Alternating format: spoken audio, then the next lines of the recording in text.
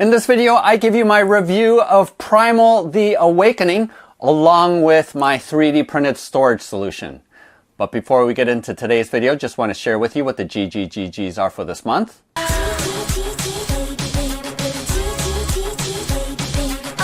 Each month, Bob the Beholder picks some of my Patreon supporters who receive gratitude gifts. And for this month of September of 2024, we do have a really big gratitude gift for this month, which will be a resin printer. Unfortunately, I can't tell you which resin printer it is because I'm on an NDA.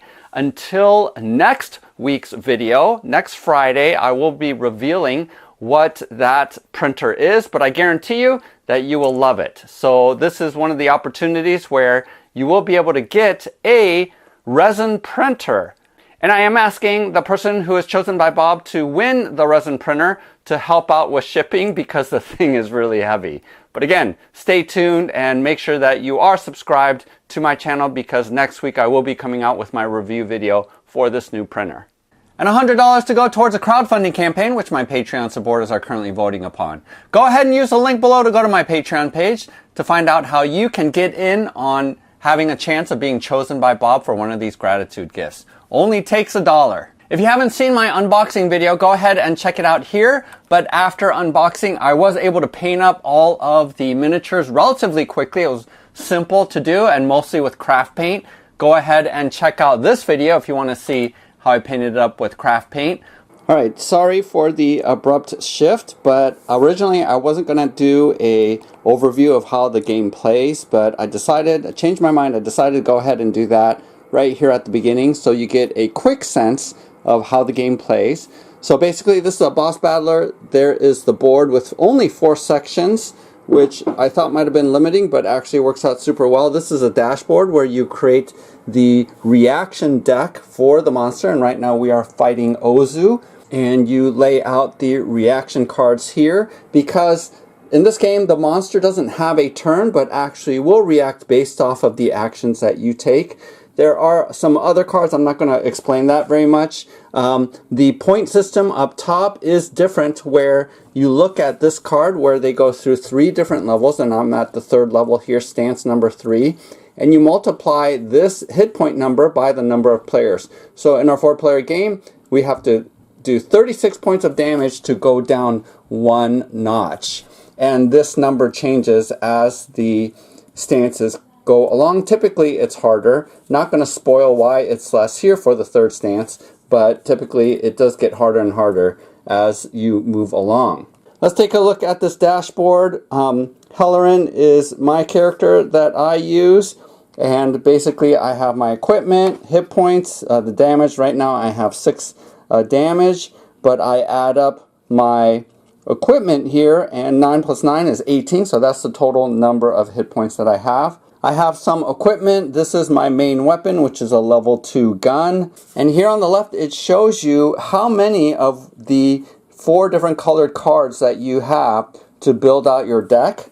And then I have some items down here and some potions. You can have 3 different potions. And then this card actually starts off the game this way, and you have to meet these requirements, and in this case I have to meet this requirement 3 times before it flips over and it unlocks this ability.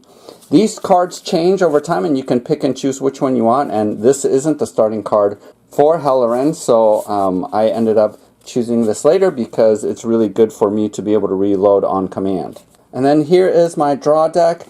I did 3D print these. It was a Kickstarter. I'll provide a link below. But I use it for my draw deck, and this is my discard pile over here.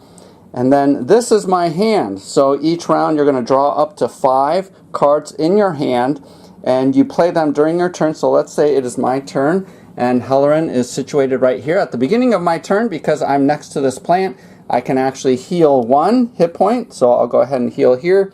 So if you start off in the area with this special kind of plant, you can heal. And terrain does all kinds of different things. I don't want to explain all of it now, but terrain does have effect on the board, and so that creates some variability.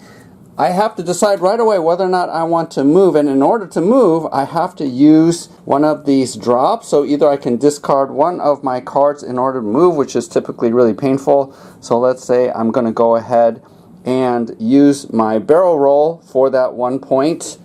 put it in my discard, and it allows me to move. And the reason why you want to move is if you stay in one place, then at the end you do have to draw 2 of these cards and take the worst of them in terms of how many hits that you take. So usually it's beneficial for you to move, but every once in a while you will choose to risk it and choose not to move, because on some of these monster cards you aren't always able to hit all 4 sides. In this case, Ozu, you can hit them from any side, and again, this sometimes changes as their stance changes as well. So here, after moving, I'm going to go ahead and do barrage of bullets, but in order to spend this, I do have to spend the cost, which is up here, which is 1. So I'll go ahead and play it.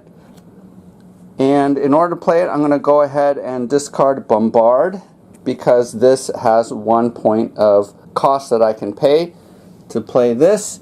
So this barrage of bullets basically says spend any number of bullets to increase the damage of this attack by 2 times my weapon level for each bullet spent this way.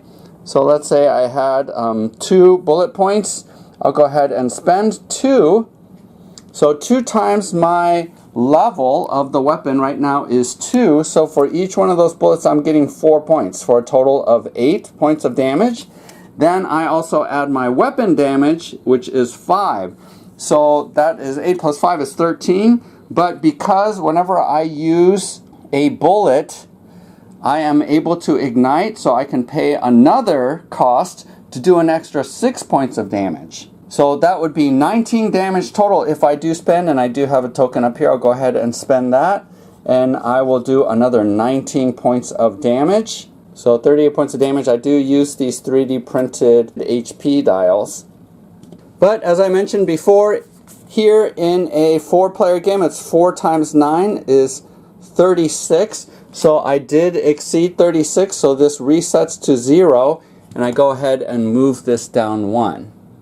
And a bunch of other stuff happens. Now what's interesting here is, because after I resolve all that, and this is a red card with this symbol on it, next will be the monster's turn because it will react. I used a red card, so we're going to go ahead and flip this over, and what it says is, if the active player is in a marked sector, that player suffers damage unless they discard a random card from their hand. So I will have to discard one of my last 2 cards just randomly. I turn them over, and I can discard one of them to avoid that damage. And the amount of damage that it does is 2 at this point, and there's multiple things that will increase that damage number throughout the game.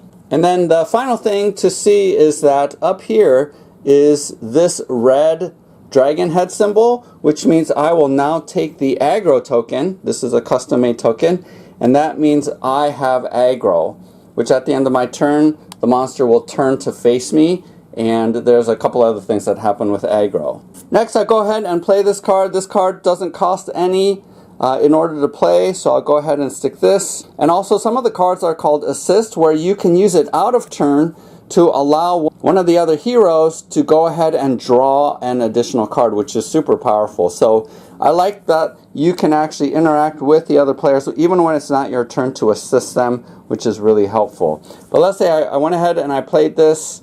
This effect won't go into play because this is only when it's on my discard pile. But let's say I'm done. This doesn't do any damage. And then at the end of my turn, I will go ahead and flip this over. And this says the attrition deck. This is the attrition deck, and this says 2. So I need to have 2 cards with this symbol up top, either a yellow or a green. If I had played this, then this would block this and I wouldn't take any damage. But because I only have 1, this wins, the monster wins, and I will go ahead and take 2 damage for having been hit. So at the end of my turn, I will go ahead and go back up to 5 cards. And there's various abilities and things that it's really, really helpful to draw. The more cards that you draw, the more choices that you have. So any ability that allows you to draw more cards is pretty powerful. So for example, this one allows me to draw one if I play it. But overall, that's really how the game plays. And when these things face or turn, you know, there's various things that can happen. All of these reaction cards are pretty bad. This is if you don't move. throughout your turn. So Ozu gets a +1 to their damage. So like I mentioned before, rather than it being a 2, it will be 3 from here on out.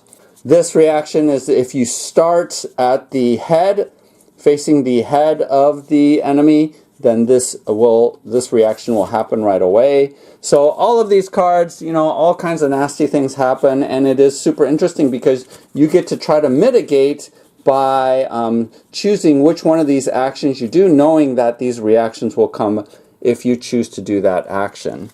So that's a super quick overview of how the game plays.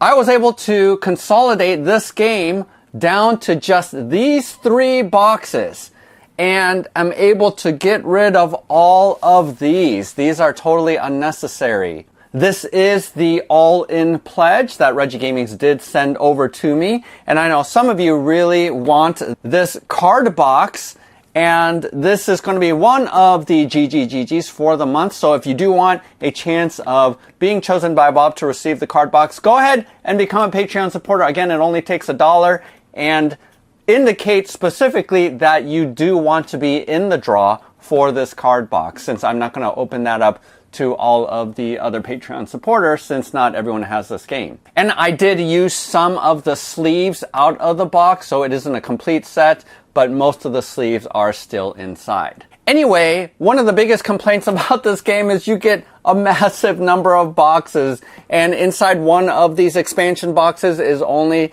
like 2 or 3 miniatures along with the cards. So it is a ton of wasted space. And this is really my number one criticism about this game, is actually the amount of boxes that it takes up.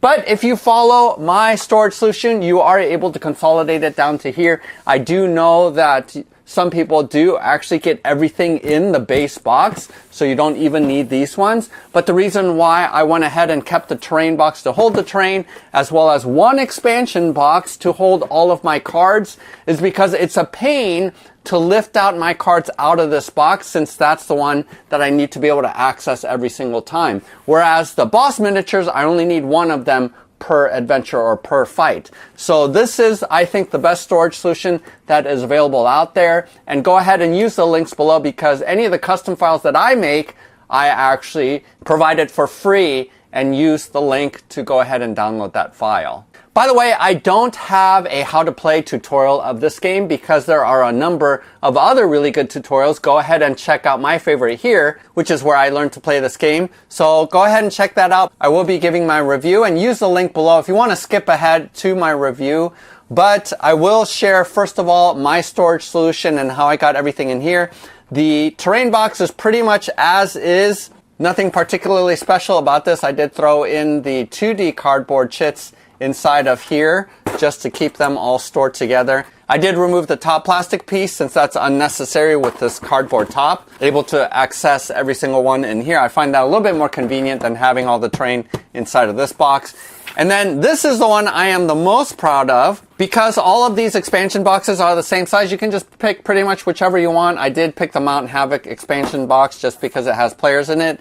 And here I do have 3D prints. Also, I made custom card dividers because I grouped these differently than what was grouped inside of the sleeves box here, where I was able to separate things out based off of not just the different monsters, but also right here I separated out all of the monsters for the boss battle, the Awakened. And then even more importantly is I separated out all of the equipment cards based off of the armory type, rather than putting all of the helmets together, rather than putting all of the chest plates together, which I thought was not a very good way to go about doing things. So this is much more efficient, much easier to be able to find the cards that you need during the middle of gameplay, and that makes it really, really good. So, and then this is way easier to pull out and set on the table rather than this huge box that has every single card. Also, really quick to note, I do not sleeve most of my cards. The only cards that I'm sleeving are the ability cards for the heroes. Those are the only ones. Everything else I don't bother sleeving because you're really not shuffling them. And the only reason to really protect your cards is if you're shuffling it a lot. And so those are the only ones that I'm sleeving. Everything else is not really sleeved. As well as these cards for the monsters. Again, anything that's shuffled a lot I am sleeving, but everything else I am not.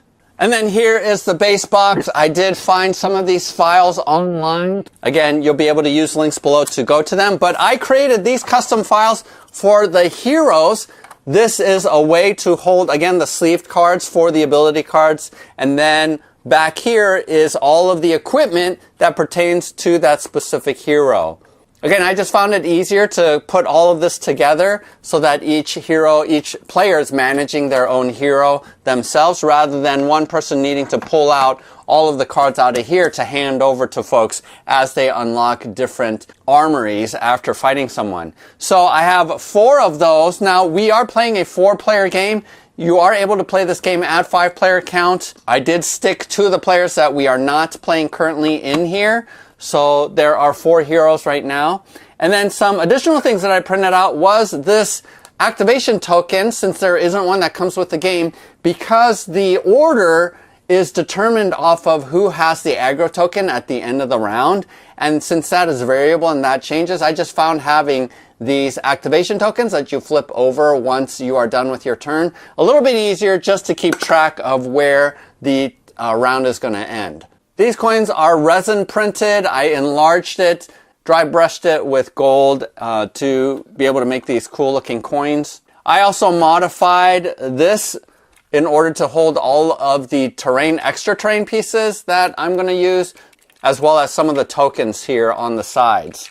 Now, all of the rule books and paper is sitting here at the top. But one thing I really want to show you, which is super cool, is I scanned all of the equipment cards and all of the different forges into this really handy reference booklet so that once you unlock a forge, you're able to see all the things that's available at the different levels. So on this sheet, I have all of the requirements to purchase each one of the equipment that is associated with the forge. And then finally here, levels 1 to 3, so that each person can take a look at the different features once something is unlocked. Because previously, we were just handing out the cards because people say, hey, I want to see what the helm does. And then we'd have to search through it and try to find it and hand it to people. This way, I made 4 copies, which is probably 2 more copies than you absolutely need, because I printed these out and got them spiral bound from Office Depot, and it cost, if I remember correctly, maybe about $25 each, so it isn't cheap to create these. I think 2 would be enough for 4 players. That way you can reference and hand it back and forth. But I did print out 4, and this is super handy. Also on the inside is the PDF version of the rulebook that talks about what it costs to build stuff, to craft items, what it means to trade in items in order to create or craft things. So that's a neat little reference sheet that's in here as well. I do not know if Reggie Gaming is going to allow me to make this publicly available since this is copyrighted material, but I will ask, and if they do say yes, I will make a link available in the video description below, and then you can download this. You'll just have to get it printed yourself. Also from Board Game Geek, I printed out a bunch of reference sheets because the rulebook, as other people have mentioned or reviewed, is really good at learning the game, but it's a little bit harder to reference. So this one I found on BGG, which is all of the keywords. Now it is 6 pages back to back. So as a quick reference guide, it's a lot of pages for a QRC or a QRG. But I found it to be super handy because I'm like, hey, what does days mean again? And I can look it up really quickly rather than trying to find it in the rule book. And then everything else just fits right along top of here. I do have this. Again, use the link below because I custom made these holding boxes that are magnetized so that they store together like this. So I do have the hit points as well as these numbered squares that you use for various things on the board, and I have 2 of them so that 2 of us is using one of these on across the table. So that's really handy. I also 3D printed this aggro marker because I feel like it's one of the markers that move around the most in the game. It's the most handled, and the really tiny disc is really unsatisfying to know who has the aggro token at the time. So I did download this. I found this file on My Mini Factory and it printed out superbly, and it's just more awesome to pass this around to see who has aggro. And then finally at the bottom of this box is the file that I purchased for about $10 US, and it does store every single monster in here, including the expansions. I don't quite remember how many there are. Maybe there's about 24. I can't quite remember, but all of them do fit in here, which is fantastic. I wouldn't necessarily stick these all together if I was moving this box around a lot, because some of them are resting on top of each other and they might rub the paint off of it while in movement. But because I'm not really moving this box after I put everything away, I stick it on my shelf, and so it isn't really moving around a lot. But so far, the paint hasn't rubbed off at all, and this is a very handy storage solution. Again, able to throw away all of these boxes now that it all fits in here. Again, the original files, it enables you to be able to store all of your cards in this box and all of the terrain as well. But the fact that I can just have all of my cards in this box here, this expansion box, makes it a lot easier for me to just pull that back and forth rather than trying to pull out individual card trays that's inside of this box. So, you know, you can choose to do everything in one box if you want to, but this doesn't fit in a Calyx anyway, so I figure having these two smaller boxes is not that big of a deal. So I am going to go into my review of the game right now, and while I'm reviewing the gameplay, I'm going to be showing you just on my rotating table all of the bosses that I did paint up, just so that you can see how I did it. And it was super quick because my method was dry brushing on top of either a black or a dark brown spray primer, and most of it was using craft paints. Again, check out that video because I show you how effective craft paints still are, especially when you're painting up large models like these. But I'm going to share with you right off the bat that this is my new favorite boss battling game. So the OG is Kingdom Death Monster. So people might want to compare those two games together. I think the games are pretty different from one another. So those of you familiar with Kingdom Death Monster, that game is pretty unique still in the sense that the town phase is fairly significant, whereas there really isn't a town phase in here. You're basically shopping in between the boss battles, and you are crafting, you're making things, but there isn't a whole town phase where crazy events happen in between that affects your character. I do really like the crafting. I do like trying to strategize and trying to figure out which boss monsters we're going to go after, because we need certain elements in order to craft things. And the crafting isn't so complicated that the choices are too overwhelming and you don't know what to do. But once you settle in on a type, it is beneficial for you to get a bonus when you're fighting a monster that has a weakness. It's sort of like Pokemon that way, where certain monsters are weak to certain elements. And so if you have two items of the same type, so for example, I have a fire helm as well as my weapon, if both of those things are from the fire forge, then monsters that are weak to fire, I will be able to get another bonus, which is to be able to add a card into my working deck that is one above the limit. So there is a little bit of strategy where you do want to have at least two of one of the types in order to gain that benefit if you do fight a monster that does have that weakness.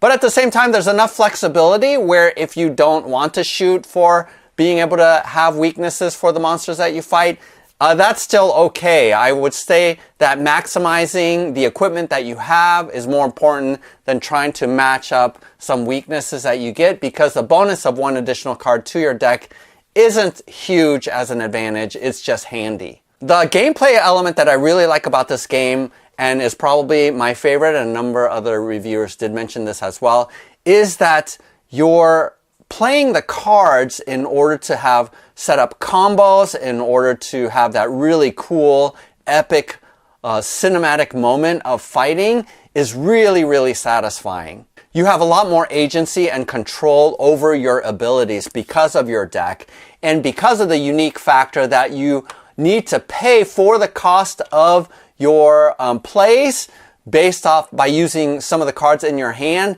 that makes for a lot of tension because you're sitting there trying to strategize and figure out, man, I would love to use this card, but I really need it to pay for the cost of this card, and therefore you're needing to make strategic decisions all of the time looking at your deck. And it's one of those things where it's like every card in your deck is really good, so it is painful whenever you use it to pay for the cost of one of your other cards, because you always say in your head, man, I could use that card next round. So the gameplay, I would say, or the using of your cards to pull off your attacks and your combos and your movement, that really makes the game one of the best. I like the gameplay of it even more so than Kingdom Death Monster. I also like the card play even more so than Oathsworn, just because I feel like I have more agency over how I work through my deck than in either of those two games. The difficulty level of this game isn't as brutal as it is with Kingdom Death Monster. I would say it's about maybe a little bit easier than Oathsworn, because you have a little bit more flexibility with your cards, and other people can assist you when it's not their turn. If they have an assist card, it enables you to be able to draw another card from your deck and add it to your hand as you need it. So there's a little bit more flexibility with the system, I feel like, and doesn't make it quite so brutally difficult. Also different from Gloomhaven, where you have to be super tight with using your cards because it's a natural countdown of the number of actions that you're going to have for the scenario. It isn't quite that difficult or hard because you're not necessarily losing cards as you go along. You're going to cycle through your deck a good number of times. So you sort of know what's going to come up as you play over time, and that gives you a little bit more, again, control or agency with the actions that you're going to do. Also, the fact that you see the reactions of the monster that you're fighting, and you can mitigate it based off of making sure that you don't trigger the monster's actions based off of what you're doing. So again, you have a little bit more control, a little bit more mitigation for what's happening on the enemy card deck. I do feel like that the balance is pretty good. Again, we're playing with 4 players, so 4 heroes overall. It is a little bit longer because of that, but we've been really enjoying the game, and I feel like it scales really well because the number of hit points that the monster has is based as a multiplier of the number of heroes that are playing. And as simple as that is as scaling, it actually works pretty well, we found. And most of the battles that we've had has sort of come down to the wire. So that has really made for exciting gameplay. Some people were worried about the fact that the game board only has really 4 different positions or sides, but our group has not felt like that was too limiting or boring in the sense of what the monster can do, because you can only move at most of the time, you can only move 1 space, and it's pretty costly to do that. You have to choose at the beginning of your turn to move or not. Although there are always cards that enable you to move later. But typical is that you have to choose at the beginning of your turn whether or not you're going to move. And if you don't move, then you draw 2 attrition cards from the deck at the end of the turn, and then you pick the worst of the 2. So there's more of a chance that you're going to be damaged when you don't move, which is very thematic, right? If you are sitting still, easier for the monster to hit you and do more damage. And that's really where a lot of the mechanics of this game I really like, because it makes intuitive sense. There are no abstract rules that seem like they're coming out of nowhere, or something that is just sort of like a cute mechanic that really doesn't fit thematically. I feel like everything about this game just fits thematically, makes sense, even though you have this 3-page quick reference guide for all of the terms. There's complexity there, but again, everything sort of makes sense. And because of that, I do find the gameplay to be really good.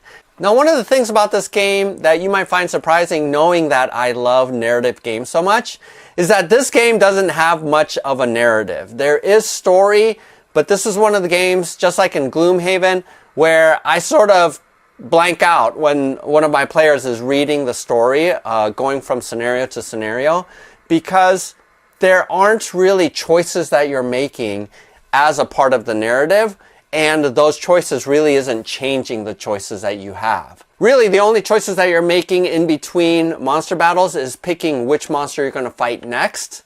There isn't really a branching tree that happens, although I will say the option to fight a particular monster does go away if you choose not to fight that monster after a couple of rounds. In that sense, there is some ways that your choices does affect the options that you have in the future, but it really isn't tied to a story. And I'm finding that I actually don't mind. I don't feel like I need a narrative to hold all of these battles together because the battles themselves are so interesting that this is one of the cases where it's like, I don't really care too much about the story. I just want to get to the next battle and see how this monster is different than the ones that we've been fighting before. And that's another cool thing, is that each one of the monsters does feel very distinct from one another. Even though they might be similar types, like fire type and fire type, what they do and how they affect what's happening here on the board is pretty different. And even the same monster, when you fight them at different levels, at level 2, at level 3, they change up what they do. Obviously, they do more damage, but their behaviors do change, and there are new surprises that happen as a result. Another thing that I really like about this game is that a full campaign is only 11 scenarios. Oathsworn was about 20 scenarios. Tanaris Adventures is about over 30 scenarios. And I'm finding that this being a campaign of 11 feels pretty manageable. It's not super long. It's not super short. There is a shorter version, like a 3 or 4 scenario version that does come with the expansion. But our group, after playing it once, were like, hey, what do you guys want to do? You want to do the shorter one or the long one? Everyone was like, we want to do the longer one because the gameplay is so fun. So I like the fact that this campaign, you can go through it in 11, which feels very manageable.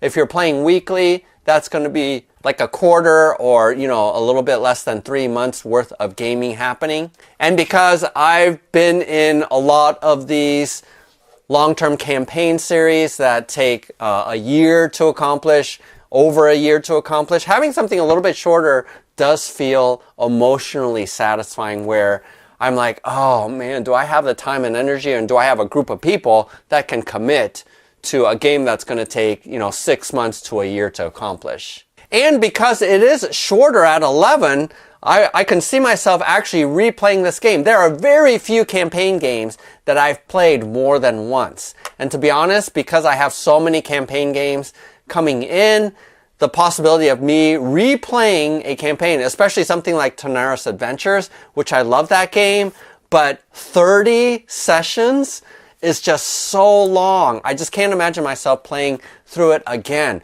Whereas this, I can see myself playing this game a second campaign. Probably not a third, but a second campaign. I definitely see that happening. And here I want to note, for those of you who are interested in picking up this game, do you need all of the expansions? If you are only thinking about playing through this maybe once or twice, I say no. There are plenty of bosses, because in the course of one campaign, you're only going to see at most 11 different bosses. And in some cases, probably not 11, because you're going to revisit some of the ones that you already fought, but at a higher level. So I think the base game actually comes with plenty of monsters for you to be able to fight and go through an entire campaign, potentially a second campaign, and that would be fine. But if you're going to play this game, multiple times or do one-shots, and you do want the full variety, basically you're going to double the number of available bosses that you can have by getting the full expansion sets, which again is only necessary if you imagine yourself playing through this game 3, 4, 5 times through, all right? Most people I don't think are going to do that, but I appreciated the fact that they were super fast to paint, the fact that I can fit all of them in here in the box. I'm enjoying this game so much. I'm happy that they did send me all of them, even though it stressed me a little bit at the beginning when I saw how many miniatures I needed to paint up to complete my set. But now, after having done it, I am pretty happy about that. But if I were to purchase this game for myself and knowing that at most I would only play through 2 campaigns, I probably just would have gotten the base box and would have been happy with that. Potentially getting the Mount Havoc expansion to have the other 2 heroes just for variety. But again, the 4 base heroes that you get from the base box, I think are plenty cool to have. So definitely you don't have to break the bank in order to get everything. There is plenty of gameplay in the base box. And here I just want to say that Reggie Games did decide to forego doing a second Kickstarter campaign, but instead what they're doing is opening up a web store, which is going to happen in another week or so after posting this video. Again, links in the descriptions below where you can go and pre-order this game for yourself. And as far as I know, they are not going to have any additional content. It's just going to be all of the options that was provided in the first Kickstarter campaign. So don't worry if you didn't get this game. Originally, when I saw the positive reviews that were coming out, I did have remorse that I didn't back this campaign, and I had my eye on Monster Hunter.